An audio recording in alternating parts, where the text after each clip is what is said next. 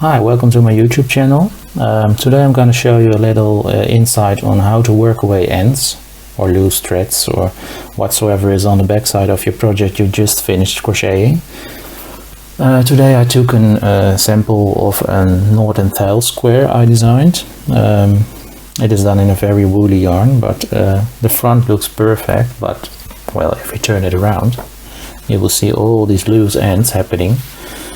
And those need to be worked away in a nice and decent way. So we're going to do that today. I'm going to show you how I will do it. There are many techniques, many ways to do it, and everyone do it in their own way. I'm just going to show you how I will do it and what I think is the best way, but decide for yourself if you like to use it or not. What you will need is a sewing needle and a scissor. I've chosen a bigger sewing needle because I have thicker threads. If you have thinner thread, just use a thinner sewing needle. Let's start with working by the ends. Attach an end through the eye of the needle. Here we go. Now it's stuck. This is the starting point of the end. And start with sewing it through different same colored stitches through the back, working it, moving it away a little from the starting point.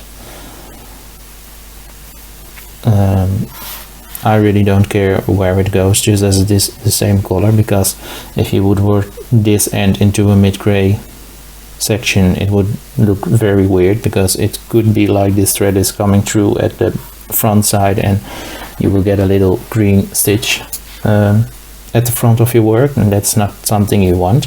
So always do it in the same colored round or row. Once you moved it a little bit away from the starting point, just pull up the yarn through a stitch, the needle, sorry.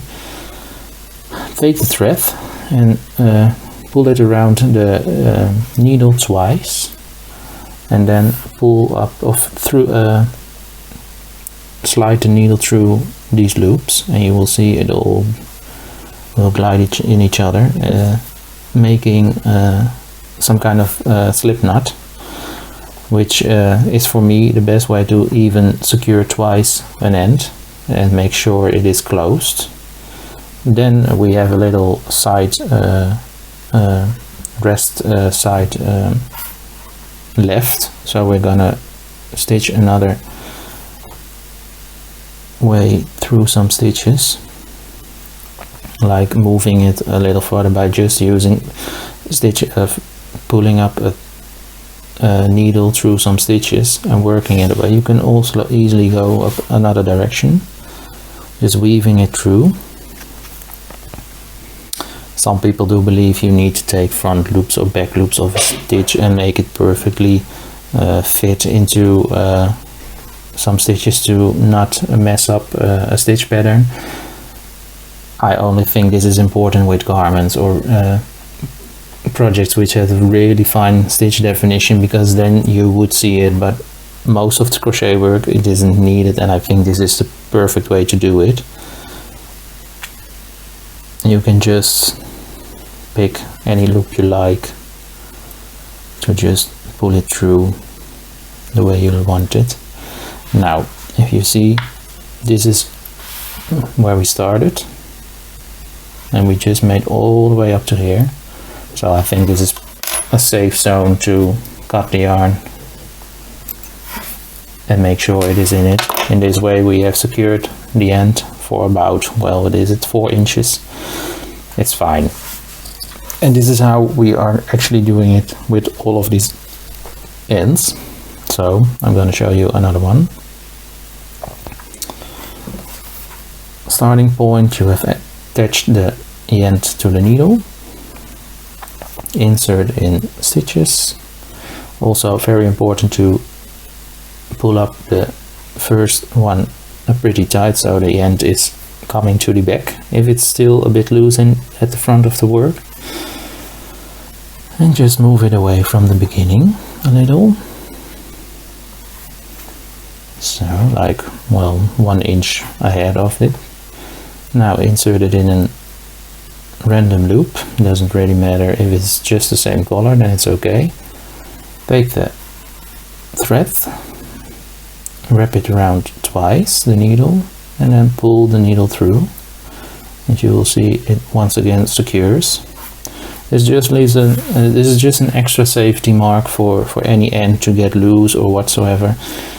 Then it's just actually at the beginning of an end it's already knotted, so it would be a secure point, but this is a second one to make sure it never frogs your work when getting loose, in the case it might happen. So just an easy way to yeah, well, put a safety zone in it. Once done, you're gonna stitch ahead.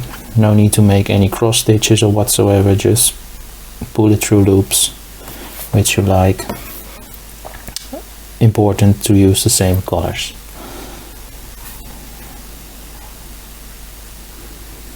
Well, once again we've made it from here to there. Fine by me. Cut it off, and a second end is away.